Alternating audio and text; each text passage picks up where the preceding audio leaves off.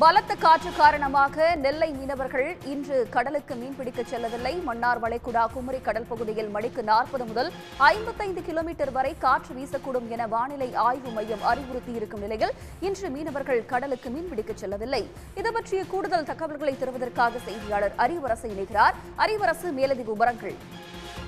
தமிழகத்திலேயே உள்ள கடலோர மாவட்டங்களில் நெல்லை மாவட்டத்தில் மட்டும்தான் மீனவர்கள் நாட்டுப்படகுகள் மூலம் மீன்பிடித்து வருகின்றனர். இந்த நிலையில் இந்திய வானிலை ஆய்வு மையத்தின் எச்சரிக்கைப்படி நேற்று முதல் மன்னார் வளைகுடா மற்றும் கன்னியாகுமரி கடல் பகுதிகளில் 40 முதல் 55 கிலோமீட்டர் வரை அதிக வேகத்தில் காற்று வீசக்கூடும் என்பதனாலும், அதே மாதிரி நெல்லை மாவட்டத்தில் உள்ள மேற்கு தொடர்ச்சி மலையடி பகுதியில் உள்ள மாவட்டங்களான நெல்லை மாவட்டத்தில் இன்று கனமழை முதல் மிக கனமழை வரை பெய்ய வாய்ப்பு உள்ளதாக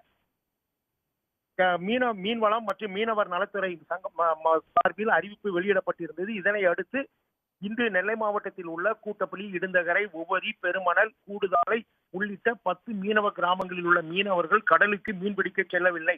இதனால் சுமார் 1400க்கும் மேற்பட்ட நாட்டு படகுகள் நெல்லை மாவட்டத்தில் உள்ள கடலோர அந்த 10 மீனவ கிராமங்களிலும் நிறுத்தி வைக்கப்பட்டுள்ளது. இதனால் சுமார் 8000 மீனவர்கள் இன்று கடலுக்கு மீன்பிடிக்க செல்லாமல் உள்ளனர்.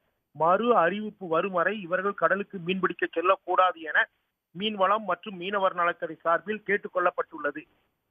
உடனுக்குடன் செய்திகளை தெரிந்து கொள்ள சன் நியூஸ் பெல் ஐகானை கிளிக் பண்ணுங்க.